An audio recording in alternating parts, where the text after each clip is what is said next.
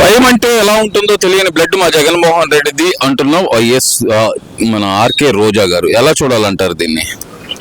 ఆమెకి అలవాటైపోయిందండి. భయం అంటే ఆమెకు తెలియదు. వాస్తవం భయం ఉంటే ఆమె ఇలా ఎందుకు చేసిద్దండి? ఆమెకు భయం లేదు. వాళ్ళ భర్త గారు ఆయన డ్యూటీలు యాక్టింగ్ చేస్తాడు. ఆమెకి భయం తెలియదు. తెలిసిద్దమ్మా, నీకు భయం తెలిసిద్ది. నువ్వు మంగళగిరిలో ఏం చేసావు, అక్కడ ఆఫీసులు పెట్టుకొని ఏం చేసి అన్నీ వచ్చేస్తావమ్మా. నువ్వే టార్గెట్ అమ్మా. అసలు మా జగన్మోహన్ రెడ్డి మా అధినేతకి భయం అంటే ఏం తెలియదు, ఆయన బ్లడ్ లోనే అలాంటిది ఏమీ లేదు అంటున్నారు కదా.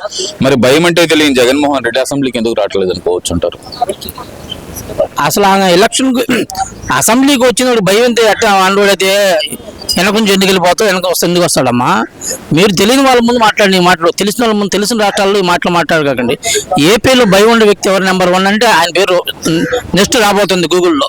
ఇప్పుడు గూగుల్లో ఒక పేరు వస్తుంది, నెక్స్ట్ ఈయన పేరు రాబోతుంది. ఇంకా అది సార్. మరి ఓవరాల్ గా చూసుకుంటే మరి జగన్మోహన్ రెడ్డి జనాల్లోకి వస్తున్నాను, నేను ప్రభుత్వం మీద వ్యతిరేకత పెంచండి అంటున్నాడు. వ్యతిరేకత పెంచడం అంటే ఎలా పెంచాలనుకుంటున్నారు అనుకోవచ్చు అంటారు?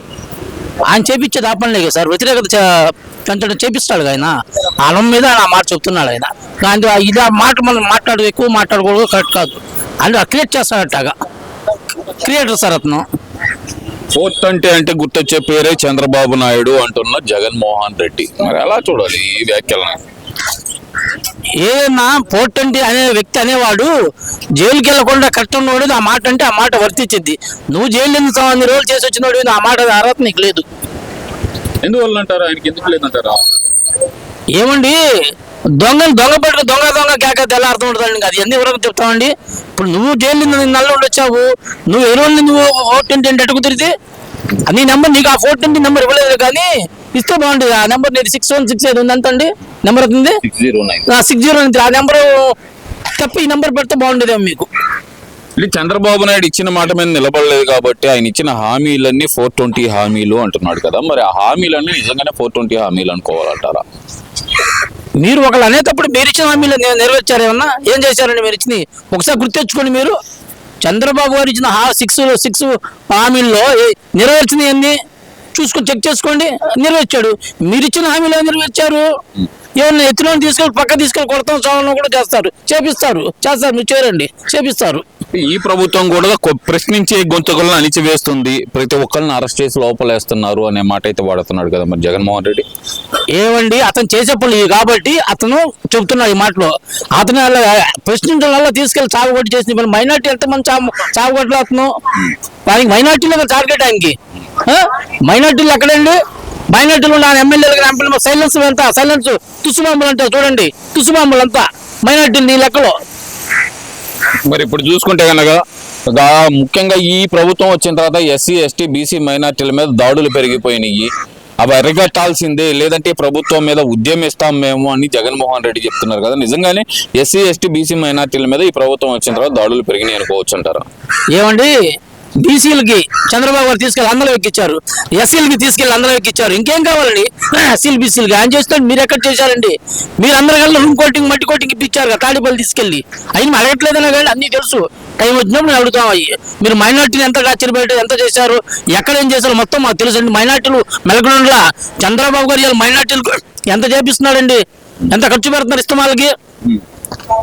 అంటే ఇక్కడ చూస్తే కనుక ఎస్సీ ఎస్టీల మీద అంటే కనుక ముఖ్యంగా పివి సునీల్ కుమార్ అని, నందిగం సురేష్ అరెస్ట్ చేయడం కానీ, బోరుగడ్డ అనిల్ అరెస్ట్ చేయడం కానీ, వీళ్ళంతా ఎస్సీల మీద దాడులు జరుగుతున్నాయి అంటున్నారు కదా. మరి జగన్మోహన్ రెడ్డి వీళ్ళంతా అమాయకులు అంటున్నారు కదా. అమాయకులా? బోరుగడ్డ అనిల్ అమాయకుడు, వాళ్ళు సునీల్ అమాయకులు, అందరూ అమాయకులే.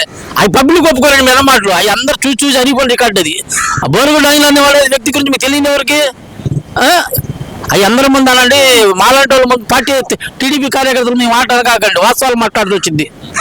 అంటే ఇక్కడ నందిగం సురేష్ ని మరి నందిగం సురేష్ బెయిల్ ఏదైతే ఉందో బెయిల్ పిటిషన్ మీద వాదనలు చేస్తూ 2020లో కేసు నమోదైతే గనక అప్పుడు ఎందుకు విచారణ చేయలేదు అంటూ హైకోర్టు కూడా అడిగిన పరిస్థితి. ఎలా చూడాలంటారు? మరి హత్య కేసులో 2020లో నమోదైతే అప్పుడు విచారణ ఎందుకు చేయించుకోలేదంటారు? మరి ప్రభుత్వం అప్పుడు వాళ్ళదే కదా, అప్పుడు ఆయన నిర్దోషిగా బయటపడే అవకాశం ఉంది కదా. నందిగం సురేష్ అనే వ్యక్తి వాళ్ళ మనిషి కదండి, వాళ్ళ వ్యక్తి. అట్ చేస్తారది. ఇప్పుడంటే చంద్రబాబు గారు పవర్ఫుల్ కాబట్టి ఇప్పుడు అన్ని లైన్లోకి వస్తున్నాయి. మీ మనిషి కాబట్టి మీరు ఎలా చేస్తారు? మీ మనిషి మీద మీరు వేస్తారా? చేయలేరు కదా. అంటే అప్పుడు అధికారాన్ని అర్థం పెట్టుకొని మొత్తం దుర్మార్గాలు చేశారని అంటారు మరి. అనేది ఏముంది వాస్తవం అది అందరు జగమెరుగు సత్యం అది. ఆయన వాళ్ళు చేసే పనులు అయ్యే కదా, చేసింది అయ్యే. ఇవాళ వాళ్ళకి పడింది చెమటలు కారుతున్నాయి. ఆ చెమటలు తుడుచుకోవాలి, ఇంకా ఇల్లు మొదలు పెట్టాలి. ఏంటి మరి ఇక్కడ చూస్తే కనుక తాడేపల్లి ప్యాలెస్, తాడేపల్లి ఇంటి దగ్గర హెలిప్యాడ్ కోసం 8,50,00,000 చిల్లర వాడిన పైన ఎలా చూడాలంటారు? అయ్యి అతని డబ్బులు కాదు కండి, ప్రజల డబ్బులు అయ్యి. రూపాయి ప్రజలు కష్టపడిన పనులు కట్టిన డబ్బులు అలా చేశారు. ఇంకా చంద్రబాబు లెక్కలు మొత్తం చెప్పట్లేదు, మొత్తం చెప్పాలి లెక్కలు. ఆ ఎలిఫాట్లు ఖర్చు పెట్టినాయి, పానీపూరి వాడి ఖర్చు పెట్టినాయి, ఎగ్ పప్పులు ఖర్చు పెట్టినాయి, బిర్యానీలు ఖర్చు పెట్టినాయి.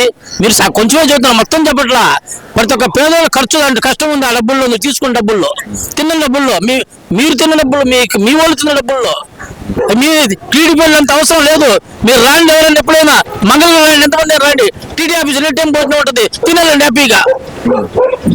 అంటే ఇక్కడ చూస్తే కనుక ప్రజల సొమ్ము అంత దుర్వినియోగం చేయాల్సిన అవసరం ఏంది? నేను రూపాయి ముఖ్యమంత్రి అని గర్వంగా చెప్పుకున్నాడు కదా మరి జగన్మోహన్ రెడ్డి. ఆయన రూపాయి ముఖ్యమంత్రి లేదు, వాళ్ళ కార్యకర్తలకు బాగా తెలుసు. వాళ్ళ కార్యకర్తలు మొహాలు తిప్పుకొని ఎలా తిరుగుతున్నారు, ఈ పార్టీలోకి వస్తున్నారు, ఆ పార్టీలోకి వస్తున్నారు, ఎన్ని పార్టీలు మారుతున్నారు, అది ఆయనకు తెలియదు. అది ఇవాళ నీ కార్యకర్తలు ఎవరు కరెక్ట్గా ఉన్నారు ఇప్పుడు పార్టీలు చూపించండి. ఎంతమంది ఉన్నారండి? ఎవరో వాళ్ళు చావుకు భయపడి, వ్యాపారాలకు భయపడి నీ కాడ ఇవాళ పనులు చేస్తున్నారు, పదవుల్లో ఉండాలి తప్ప నిజమైన కార్యకర్త ఎవరు లేడు వైసీపీ వాళ్ళు మీ కాడ. ఇది ఎలా చూడాలంటారు? ఒక పక్కన జగన్మోహన్ రెడ్డి జిల్లాల పర్యటన అనగానే ఆ జిల్లాల్లో పార్టీలు ఖాళీ అయ్యే పరిస్థితి. అటు చూస్తేనేమో ఈ నాయకులు వీళ్ళందరూ రాజీనామా చేస్తున్నారు. మాజీ ఎమ్మెల్యేలు, మాజీ మంత్రులు, జగన్ సన్నిహితులు రాజీనామా చేస్తున్న పరిస్థితి. ఎందుకంటారు ఈ రాజీనామాలు? ఇంత భయపడటాలు ఎందుకంటారు? జరగబోయేది వాళ్ళకి తెలుసు. జగన్ ఇక్కడ ఉండి ఇంకా మనం గుడ్ విల్ తెచ్చుకోవడం కన్నా అక్కడికి వెళ్ళి తెచ్చుకున్న గుడ్ విల్ బాగా విలువ ఉంటుందిగా, లైఫ్ లో బతకూడదు. అక్కడ ఉంటే ఏముంది, జీవితం మొత్తం అంతే ఉండాలి. అందుకే ఉంటే ఇంకా అంటే తిరిగి అధికారంలోకి వచ్చే అవకాశం లేదంటారా? ఏమండి, 100కి 100 ఇది అండర్లైన్ చేసి ఇక్కడ పెట్టుకోండి.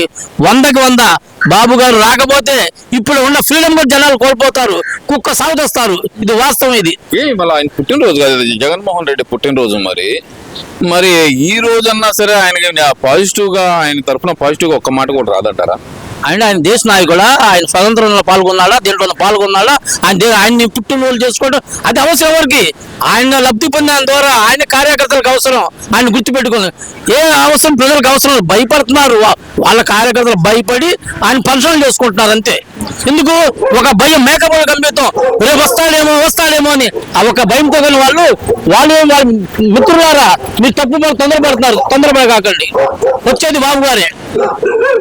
ఎందువల్ల అంటారు? ఇప్పుడు ముఖ్యంగా చూస్తే జగన్మోహన్ రెడ్డి 2028లోనే నేను అధికారంలోకి వస్తున్నా అంటున్నాడు కదా. మరి పోయినసారి ఇదే మీకు చెప్పాను, మేకపోతు గంభీరం అంటే ఇదే. చివరి దాకా మేకపోతు గంభీరంగానే ఉంటుంది. దానికి వర్తించినట్లు ఈ మాటలు చెప్పి జనాలు మైండ్ బ్లాక్ చేస్తారు. పోయినసారి షేమ్ డ్యూటీ ఇంతే జరిగింది, బాబు గారు వచ్చారు, షేమ్ మళ్ళీ మొదలు పెట్టాడు ఆయన.